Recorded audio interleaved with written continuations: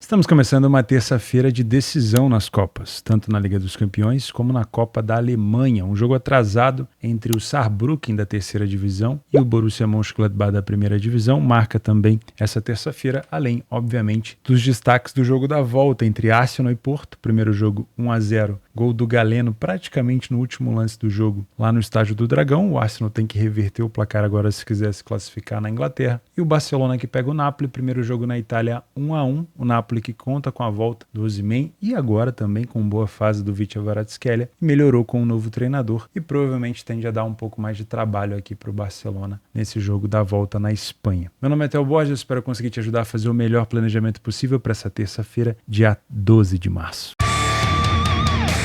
Começamos o nosso planejamento às 16h30 no jogo da DFB Pokal, que está atrasado. Esse jogo já era para ter acontecido há muito tempo. Deixa eu ver quando que ele foi adiado. Acho que nem tem aqui informação. Mas faz muito tempo houve um mau tempo, um clima ruim na cidade ali do Saarbrücken e esse jogo teve que ser adiado e aí obviamente por conta da falta de datas foram empurrando para frente. Nesse interim o Leverkusen já se classificou contra o Stuttgart, o Fortuna Düsseldorf já se classificou contra o São Paulo, o Kaiserslautern já se classificou contra o Hertha Berlim e só falta esse jogo entre Saarbrücken e Borussia Mönchengladbach, o Saarbrücken da terceira divisão contra o Borussia Mönchengladbach da primeira divisão. A gente já analisou esse jogo na época, né? Então, algumas coisas podem ter mudado ali, o Gladbach pode ter melhorado, piorado, o Saarbrücken também. Mas o que a gente tem que lembrar é que o Saarbrücken vem de uma, vamos dizer assim, de uma campanha histórica, né? O Saarbrücken no primeiro jogo, primeira rodada, eliminou o Karlsruhe, que é um time bom da segunda divisão, um time chato. Depois enfrentou nada mais, nada menos do que o Bayern de Munique. O Bayern de Munique, ele eliminou o Bayern de Munique na segunda rodada. Nas oitavas de final enfrentou o Frankfurt e eliminou o Frankfurt dentro de casa, e agora vai enfrentar a equipe do Gladbach. Tirando assim, por cima, sendo que ele pegou numa escadinha, né? Ao contrário, ele pegou hoje o top 2 da Alemanha, o principal time da Alemanha, obviamente, mas o top 2 hoje na Bundesliga. Depois pegou o Frankfurt, que tá na frente, se eu não me engano, do Gladbach, e agora pega o Gladbach. Olha, vamos ter bastante cuidado com o Saarbrücken, viu? Principalmente pelo fato de ser jogo único.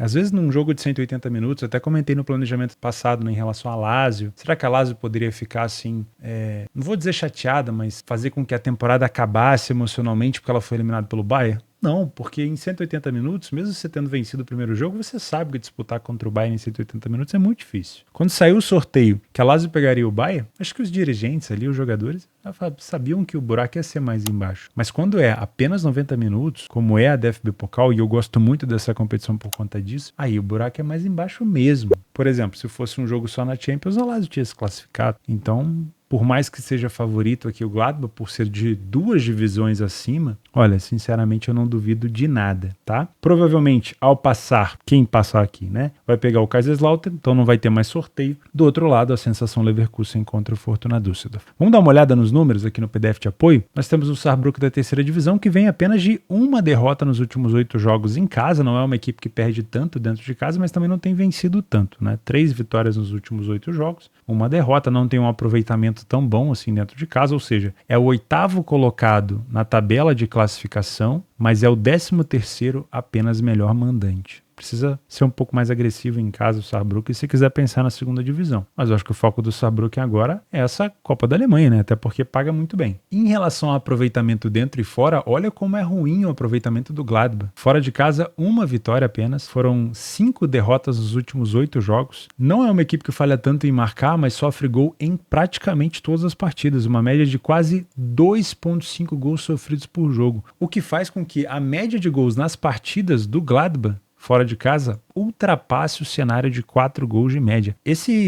Essa coloração no PDF aqui, que eu coloquei especificamente para equipes que realmente são muito over, ela só aparece em equipes muito frágeis defensivamente ou muito sólidas assim na parte ofensiva, porque você conseguir uma média de 4 gols por jogo é muito alto, é muito alto. Então a gente tem que tomar muito cuidado porque o Gladbach é uma equipe que sofre demais. Confiar no Gladbach tem sido muito difícil. O primeiro tempo do Saarbrücken tem um pouquinho mais de vitórias, menos derrotas, menos gols marcados e menos gols sofridos. Ou seja, o Saarbrücken se destaca mais pela sua defesa do que pelo seu ataque. tem menos derrota e menos gols sofridos. O Gladbach é mais poderoso ofensivamente, mas muito mais frágil, tem o dobro, mais que o dobro de gols sofridos do que a equipe do Saarbrücken. Então confiar no Gladbach em relação a resultados é complexo, porque é uma equipe que sofre mais do que marca. No segundo tempo, o Saarbrücken continua tendo menos derrota, o número de vitórias não é alto, continua marcando quase a mesma quantidade de gols, mas passa a sofrer um pouco mais. Já o time do Gladbach continua sofrendo mais gols do que marca, impressionante, e chega a quase 70% de derrota no segundo tempo. Como confiar numa equipe dessa? Será que só a desculpa da diferença de divisão é capaz de fazer com que o Gladbach já saia classificado daqui, sem nem a gente olhar o jogo? Não sei, viu? Não sei, pode ser que o Gladbach também enxergue esse jogo de outra maneira, mas mesmo assim. São duas excelentes equipes na bola aérea, perceba, olha isso que interessante. Não é porque o Saarbrücken é de terceira divisão que ele não pode complicar a vida do Gladbach nisso daqui. E o time do Gladbach também sofre bastante de cabeça. O Saarbrücken sofre pouquinho também, mas o Gladbach sofre um pouco mais, tá? O Gladbach sofre bastante também de fora da área. Momentos dos gols. O time do Saarbrücken marca nos finais de tempo. Então marca mais no final do primeiro tempo e no final, principalmente, do segundo. E é uma equipe que toma mais gols no meio do segundo tempo, ali por volta do minuto 60 para frente. O time do Gladbach já marca mais os seus gols do meio para o final do primeiro tempo e sofre mais os seus gols no início do jogo, no final do primeiro tempo e no final do segundo. O Saarbrücken também costuma ganhar bastante a questão de escanteios, mas óbvio, a gente está falando de duas divisões inferiores e aí pode ser que o nível de enfrentamento facilite a vida aqui do time do Saarbrücken. Afinal de contas, quando o Gladbach sai para enfrentar alguém, eles saem para enfrentar o Bayern, o Leverkusen, o Leipzig, o Dortmund. Então, são equipes muito mais fortes, obviamente. Os principais jogadores do Saarbrücken, vamos ver se eu consigo pronunciar algum, né? Kai Brunker, um dos principais goleadores, 10 gols, 1 assistência. Kazim Habihik, provável, 6 gols, 6 assistências. E aqui embaixo, o outro artilheiro, Mohamed Naifi, ou Naifi, com 5 gols. Confere, obviamente, aqui para você ver quem são os principais jogadores. Já consigo ver aqui, ó, o Rizzuto sendo um dos principais jogadores para tomar cartão. Olha a média do menino. Praticamente uma média de 1 cartão por jogo, com 3 vermelhos. Né? Não deve, é praticamente o Felipe Melo do Saarbrücken aqui. Obviamente é uma brincadeira. O Gladbach, principais jogadores aqui nas assistências, o Honorat, Frank Honorat. Gols, Rocco Reitz, o Alassane Plea, que a gente já conhece, fazia dupla de ataque ali com o Thuram. Thuram foi para Inter. E o Sebachel, estou citando nomes aqui que eu não faço ideia se é assim que se pronuncia, dá uma olhada também se esses são os principais jogadores. Olha, eu vou ser sincero com vocês, eu vou tratar essa partida como jogo de Bundesliga 2, tá? Eu não venho para esse jogo para trabalhar match odds, para trabalhar mercado de resultados. Eu sei que é um time da primeira divisão, mas o Gladbach não me faz ter confiança e respeito somente por essa situação de ser uma equipe da primeira contra a terceira. Sinceramente, eu não vou usar isso como muleta para chegar aqui e falar, já se classificou, vamos embora pro próximo. O jogo é jogado, tem que respeitar o Saarbrücken porque ele eliminou aqui. Todas as equipes que ele eliminou foram de divisões superiores a ele, né? O Karlsruhe, o Frankfurt, o Bayern de Munique. Então não tem por que duvidar do Saarbrücken, é um jogo único. O que a gente tem de informação é que o Gladbach é frágil defensivamente. Então, independente se o Gladbach estiver na frente do placar, como o Saarbrücken é uma boa equipe de bola aérea, pode ser que o Gladbach ceda um empate ou tome a virada. Independente se o Saarbrücken estiver na frente do placar, o Gladbach pode tentar vir para cima e pode ceder espaço também. Então, eu prefiro, ao invés de me posicionar aqui no mercado de resultados, eu prefiro pensar no mercado de gols. É claro que o Saarbrücken chegou mais ou menos ali no seu limite. Não que o Gladbach seja o seu principal ou o mais forte concorrente que ele enfrentou até agora. Não foi, mas vai chegando, vai afunilando a competição, você vai criando, obviamente, uma expectativa maior.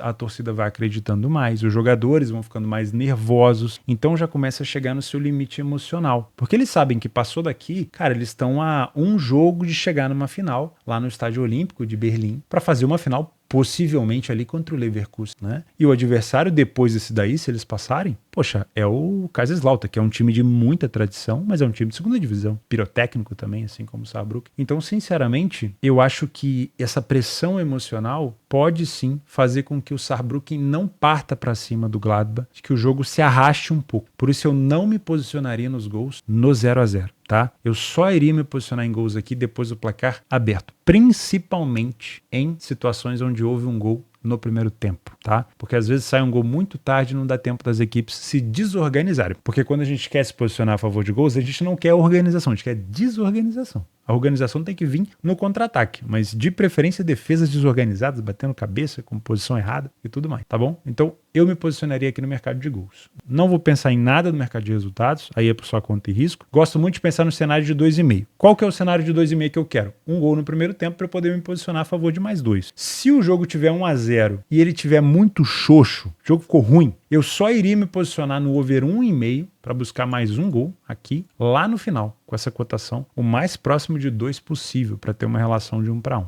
Tá? De novo, não duvido de o Saarbrücken de novo eliminando uma equipe de primeira divisão, tá? Como eu falei para vocês, o jogo é jogado. Eu prefiro tratar pela defesa frágil do Gladbach, pelo destaque do Saarbrücken, eu prefiro igualar. Eu prefiro tratar esse jogo como um jogo de segunda divisão, do que apenas olhar para esse jogo com uma muleta e falar, não, é jogo de equipe de primeira contra a terceira, não tem chance nenhuma. Pô, a gente já viu esse ano na Copa do Rei o Barcelona passando aperto contra equipes da quarta divisão, da terceira divisão. O Bayern de Munique foi eliminado por essa equipe aí de terceira divisão. Então, meus amigos, vamos largar essa muleta e vamos deixar o Saarbrücken escrever a história dele. Vamos ver se de fato vai acontecer. Mas eu prefiro trabalhar mercado de gols, porque aí tanto faz quem classifique. Mas não vou pegar nada no 0-0. 5 horas da tarde na Liga dos Campeões, um jogo da volta da Liga dos Campeões de oitavas de final. O Arsenal recebe o Porto no Emirates. Primeiro jogo 1-0 para o Porto no Dragão. Gol do Galeno, golaço do Galeno. Nos últimos segundos daquela partida. O Porto não fez uma boa partida, sendo bem sincero. Mas o Arsenal também não. Então, não sei se a gente consegue tirar aqui um elogio para algum lado. Acho que o Arsenal também foi bem abaixo. O que a gente sabe é que o Arsenal tem total condição de tentar reverter essa situação. Qual que é o problema? O problema é que o mercado tem muita confiança nisso. Então, a cotação do Arsenal por aqui já está extremamente esmagado, né? Para a gente encontrar algum valor nesse jogo, a gente vai ter que trazer esse jogo para o ao vivo, né? Porto tem a vantagem, é provável que o Porto não seja aqui uma equipe afoita, que venha para cima igual uma equipe desesperada, não tem necessidade alguma, pelo contrário. O Porto pode jogar de maneira mais reativa, né? Mas se o Porto optar por jogar somente na defensiva contra uma equipe do Arsenal que sabe jogar com a bola, pode ser um pouco mais perigoso. Óbvio que o Porto pode tentar fazer uma partida perfeita defensivamente. Já vimos isso acontecer na Champions várias vezes, né? Um resultado favorável no primeiro jogo, o segundo jogo um ônibus estacionado, te lembra alguma coisa?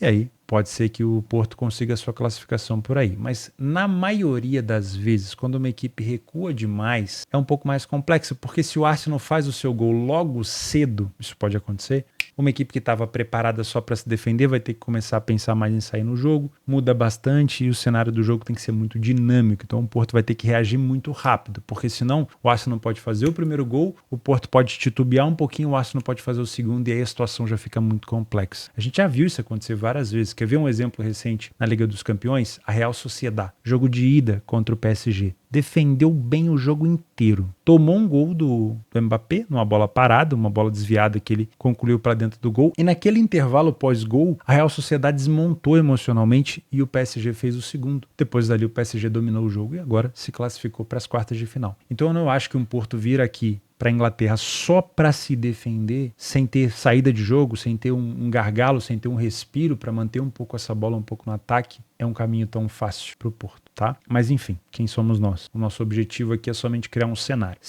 E a gente vai falar sobre esse cenário durante essa análise. Vamos falar um pouquinho sobre o Arsenal, que agora é o líder da Premier League, acabou de assumir a liderança, né? Agora há pouco terminou. Tô gravando esse vídeo no domingo à noite. Agora há pouco o Arsenal assumiu a liderança porque, além de vencer a equipe do Brentford, não foi uma vitória fácil, né? Utilizou a bola aérea, que é muito forte. Eu cheguei a comentar com vocês que a bola aérea do Arsenal, principalmente contra o Brentford, poderia aparecer, porque o Brentford sofre gol pra caramba de bola aérea. Se eu não me engano, é a equipe que mais sofre, se eu não estou enganado, na Premier League, uma das. E o Arsenal, com o empate entre Liverpool e City, se tornou o líder momentaneamente, pelo menos dessa vez, né, da Premier League. Vamos ver como vai ser essa situação, porque da última vez, na temporada passada, o Arsenal foi caçado e aí foi ultrapassado. Vamos ver como que o Arsenal vai reagir. Mas tá muito bem o Arsenal, né? Não é uma desvantagem tão grande contra o Porto, é líder da Premier League, enfim, time bem organizado. Dentro de casa, uma derrota apenas, que foi pro West Ham nas últimas 8 partidas em casa. De resto, 7 vitórias. Uma equipe que vem fazendo muitos gols, tirando esse jogo agora contra o Brentford. Conseguiu marcar, se eu não me engano, 6 gols no West Ham. Deu goleada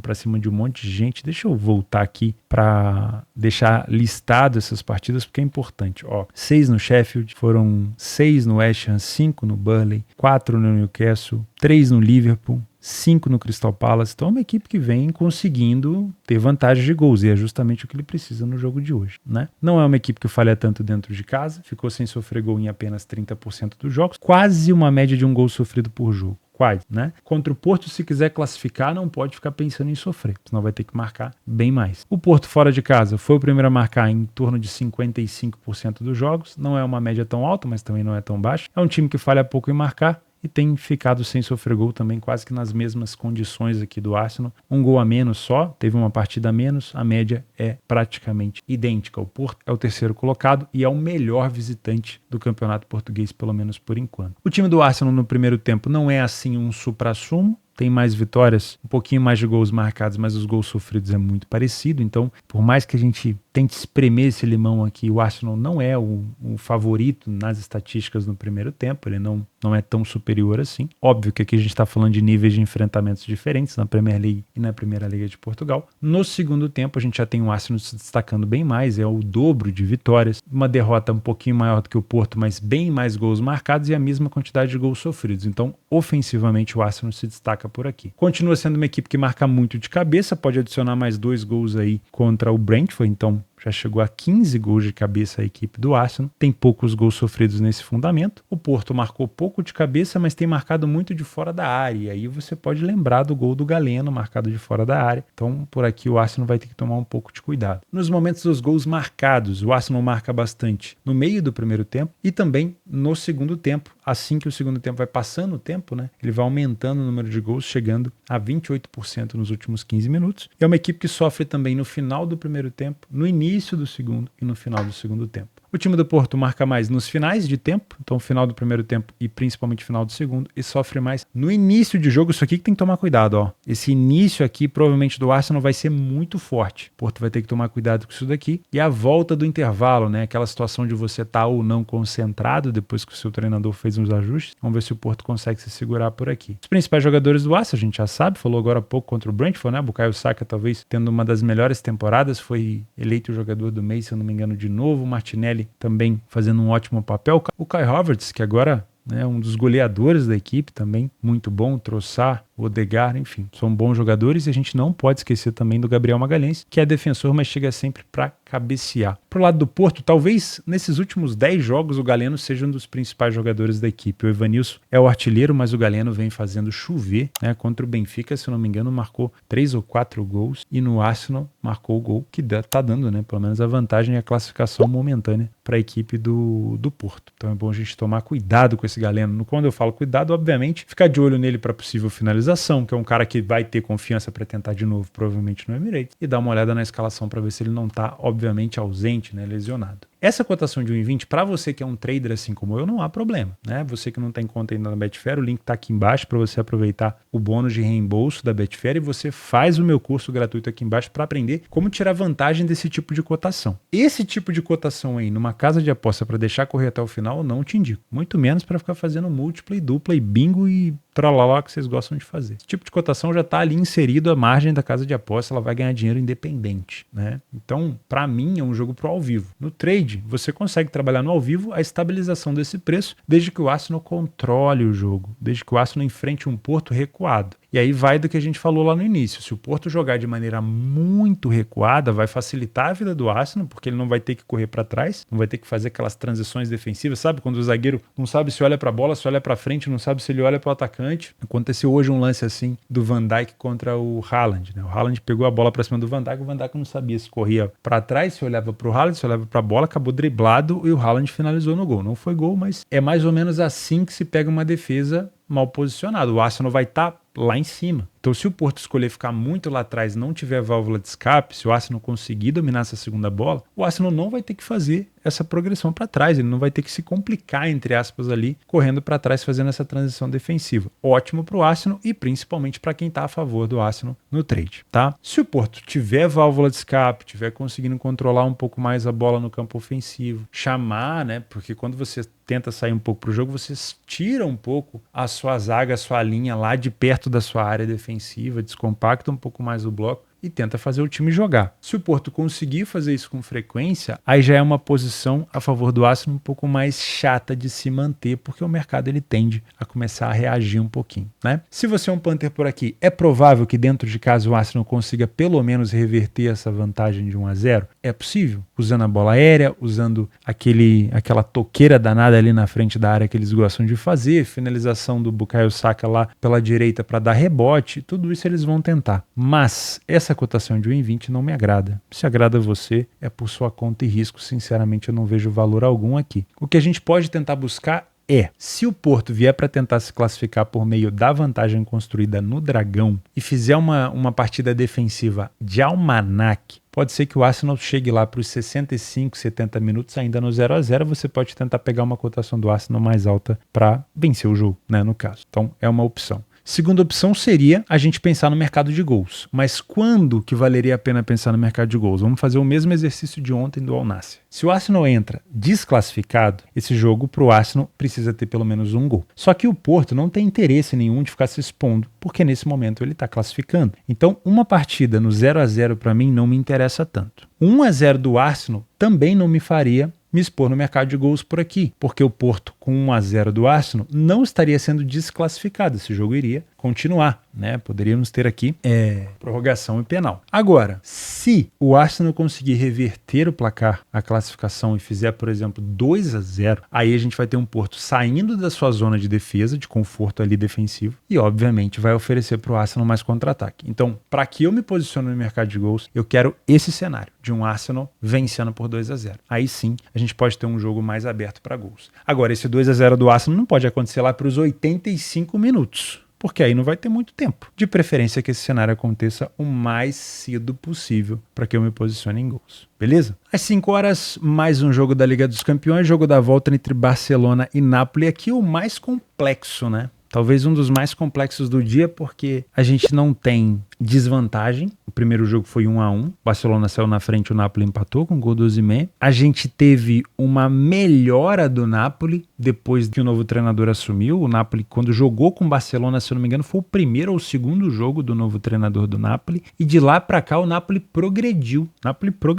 Vamos dar uma olhada nos últimos jogos do Napoli? Olha só, desde que enfrentou o Barcelona aqui, ó. O Napoli empatou com o Cagliari, goleou o Sassuolo, venceu a Juventus e empatou com o Torino. Esse jogo, obviamente, contra o Torino, focado no jogo contra o Barcelona, então desfocado do jogo contra o Torino. Então é uma equipe que voltou a marcar gol, é uma equipe que voltou a ter um pouco mais de concentração defensiva. Tem sofrido gol ainda? Tem. É um time que sofre gol praticamente em todo o jogo. Nos últimos 10 jogos aqui só não sofreu para a equipe da Lazio, mas ainda assim é uma equipe que cresceu com esse novo treinador. Calhou de, como o confronto da volta do Barcelona tá muito recente, que esse jogo contra o Torino, que é um jogo super chato de se enfrentar, o Napoli acabou tendo um pouquinho mais de desfoque, né, no jogo. Ficou mais desfocado. Mas ainda assim, é um Napoli que melhorou. Então esse jogo, ele tende a ficar mais igualado, né? No jogo de ida, talvez o Barcelona tivesse um pouco mais de... O momento do Barcelona era melhor, mas esse jogo da volta eu acho que tá mais igualado. O jogo do Barcelona agora recentemente contra a equipe do Mallorca não foi um bom jogo. O Barcelona podia ter jogado melhor. Destaque para o Lamine Yamal, um grande jogador que se destaca, jovem jogador que se destaca muito na La Liga, mas eu venho cobrando do Lamine Yamal umas exibições assim em Champions, parece que ele dá uma tremida. É um garoto novo ainda, né, cara? Uma competição muito grande como a Champions. Estava listado no Transfermarkt que ele estava com um pouquinho de dor para esse jogo, né? Provavelmente ali uma porrada que sofreu no jogo contra o Mallorca, ele e o Rafinha, então não sei se ele já vai começar a titular, mas você, antes do jogo começar, dá uma olhada, que é um jogador muito importante, tá? Mas muita cautela, porque é um Barcelona que ainda cede muita oportunidade e para mim é um jogo que depois dessa melhora do Napoli, ele se alinhou um pouquinho. Acho que é um jogo que tá ficando um pouco mais parelho, tá? Vamos dar uma olhada. Barcelona, lado esquerdo La Liga, Napoli lado direito Série A italiana. Não é uma boa fase do Napoli no geral, fora de casa então nem se fala, mas vamos tomar cuidado porque o Napoli melhorou, tá? O Barcelona foi uma equipe que saiu na frente em 73% dos jogos, não falhou em marcar em nenhum jogo e ficou mais de 50% dos jogos sem sofrer gol. Isso isso não impediu o Barcelona de sofrer mais do que um gol por jogo. Então, quando sofre mais do que um gol, né? 2 do Granada, se eu não me engano, 4 do Girona e por aí vai. O time do Napoli não tem uma iniciativa tão alta, pelo contrário, né? Falhou bastante em marcar fora de casa, mas tem uma média de gols acima de 1,6 e ficou sem sofrer gol em apenas 30% dos jogos, praticamente tem uma média de um gol por jogo sofrido. Disputou um jogo a menos do que o Barcelona e não estava em boa fase o Napoli na Série A italiana. O primeiro tempo do Barça não agrada a ninguém, né? O Barcelona tem menos vitórias que o Napoli, mais derrotas, menos gols marcados e mais gols sofridos. Então não tem nada no primeiro tempo que seja melhor do Barcelona. Impressionante, né? Então vamos tomar um pouco de cuidado com isso, mesmo o Napoli em má fase. No segundo tempo, sim, o Barcelona cresce muito, principalmente na parte ofensiva, quase dobra o número de gols sofridos, mas compensa nos gols marcados, chega a quase 70% de vitória. Tem poucas derrotas, né? Praticamente o mesmo número de derrotas do Napoli. O Napoli melhora um pouquinho na parte ofensiva, mas piora defensivamente. Então, sim, no segundo tempo a gente tem uma superioridade maior do Barcelona. O Barça marca um pouco mais de bola aérea por aqui, principalmente de escanteio. O Napoli não tem marcado tanto nesse fundamento. Nos gols de cabeça, o Napoli tem sofrido mais nos fundamentos. Então, o Barcelona pode sim usar o tal do chuveirinho na área para poder buscar os seus gols por aqui. Nos momentos dos gols marcados, olha que coincidência, tanto o Barcelona quanto o Napoli marcam a maioria dos seus gols, 30 ou mais por cento, nos últimos minutos de jogo. O Barcelona sofre mais também nos últimos minutos de jogo, já o Napoli sofre com mais frequência no retorno do segundo tempo. Os principais jogadores do Barcelona, o Lewandowski, obviamente, autor do gol lá na casa do Napoli, o Rafinha aqui, pelo histórico aqui do Transfermarkt, está com dor, mas não sei se vai ser ausência para esse jogo. E quem sabe, a favor do Barça, Lamine Yamal, se não tiver machucado, se tiver recuperado das dores e que, obviamente, se não estiver sentindo a pressão da Liga dos Campeões, pode ajudar muito a equipe do Barcelona por aqui. O que provavelmente a gente vai ter como desfalque é o Frank de Jong, meio-campista, que não vai conseguir participar por conta de uma lesão. Tá? O Ilkay Gundogan também, bom jogador, provavelmente vai cumprir aqui a questão de criação de jogadas, mas perdeu um penal agora contra o Mallorca. Do lado do Napoli, Vicha Kvaratskhelia, Victor Osimhen, os principais jogadores, obviamente, e Matteo Politano, também um excelente jogador por aqui. Vamos ficar de olho nesses principais, obviamente, né? Se você é um trader, eu acho que é aquele tipo de jogo pra gente não criar viés. Eu acho que o Barcelona, essa temporada, ele já te deu motivos o suficiente para você cair na real, né? Diferente do, sei lá, vamos pegar um time do Real Madrid, que às vezes não faz um bom jogo, mas a gente olha pra camisa do Real Madrid e a gente fica ali fissurado, parece que a gente tá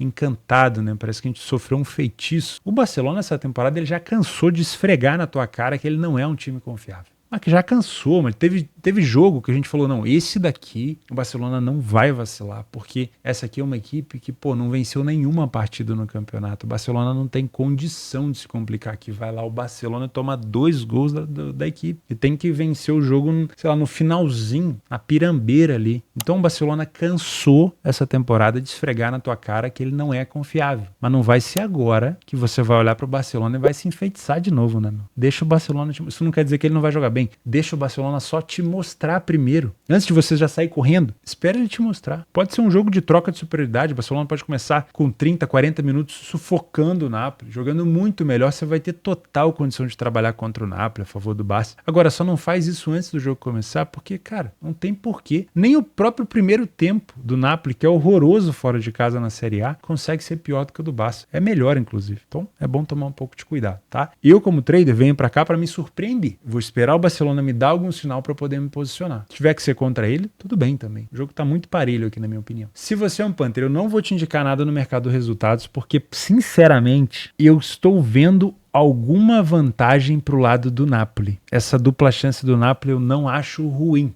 Inclusive um handicap, talvez até um +1 do Napoli não esteja nada ruim. Porque se o Barcelona vencer por um gol de diferença, você tem a aposta devolvida. Qual que é o problema por aqui? Você apostar em handicap num jogo mata-mata, né? No jogo da volta. Se o Napoli estiver perdendo por 1-0, ele não vai se contentar, ele vai para cima. E nessa de ir para cima ele vai ceder espaço. Então é provável que se o time estiver perdendo por 1-0 e ele esteja desorganizado, ele pode tomar, obviamente, mais do que um gol. E aí vai prejudicar o seu handicap. Num jogo 0-0, eu vejo valor pro lado do Napoli em relação a esse +1, +0,75, até um +0,5 do Napoli. Porque, sinceramente, eu acho que o Napoli melhorou depois que enfrentou o Barça e eu não vi o Barcelona melhorando tanto assim depois que enfrentou o Napoli. Tá na mesma, na minha opinião. Então, sinceramente, eu acho que o jogo tá muito mais parelho do que o mercado acha. Se você quiser trabalhar a favor de gols por aqui com o jogo 0-0, no caso 1-1, né, dos 180 minutos, eu sinceramente não estou vendo vantagem nenhuma de se posicionar aqui num 0-0. O que a gente precisa é do jogo desempatado e de preferência da equipe que sofreu querendo buscar o mais rápido possível, de maneira mais desorganizada possível, e a equipe que marcou não se contentando com uma vitória por apenas um gol de diferença, que foi o que aconteceu com o Barcelona. O Barcelona fez o primeiro gol na Itália e se contentou, o Napoli acabou empatando. Então, se for para trabalhar o mercado de gols por aqui, sinceramente eu prefiro um cenário um pouco mais esticado. Por exemplo, alguém conseguiu fazer 2-0, tem um cenário de 2 gols de diferença. Aí o jogo tende a ficar bem mais aberto, porque a equipe que está perdendo de 2-0 vai se expor de maneira desorganizada, como a gente quer, e a equipe que está ganhando de 2-0 já vai ter tirado ali um peso das costas e vai poder contra-atacar de maneira mais leve, né? 1-0 ainda deixa esse jogo truncado, para ser bem sincero com vocês, tá? E em relação ao mercado de resultados, sinceramente, com essa cotação do Napoli por aí, eu vejo algum valor nesse +1 do Napoli. Mas é aquela coisa, não é um jogo de liga, é um jogo de decisão, de classificação. Então, se o Napoli estiver perdendo de 1-0, é provável que a gente veja um Napoli ainda mais desorganizado e o Barcelona pode fazer mais um gol por aqui. Se for para trabalhar gol, se fosse para escolher um cenário,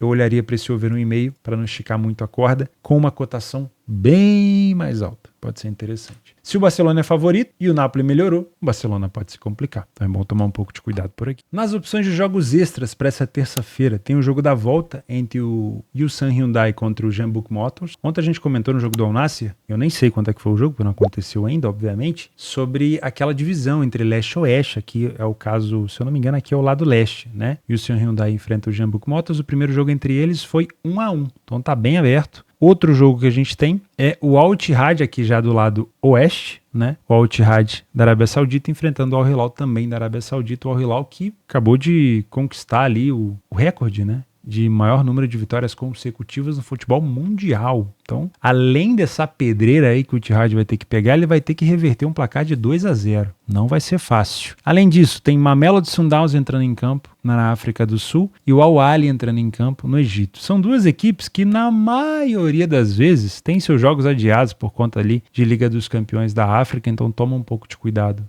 em relação a isso, mas se forem jogar de fato, são boas equipes para acompanhar, são bons favoritos, né? Os melhores dos seus campeonatos respectivamente. Championship tem Birmingham e Middlesbrough. Na Copa do Brasil tem o Bahia como maior destaque contra o Caxias. E na Libertadores à noite tem o Palestino contra o Nacional. Meus amigos, muito obrigado pela companhia de vocês. Se você não deixou o like no vídeo ainda, não esquece de deixar. Se você não é inscrito nesse canal, não esquece de se inscrever. A gente se vê na quarta-feira para falar sobre mais Liga dos Campeões. Grande abraço.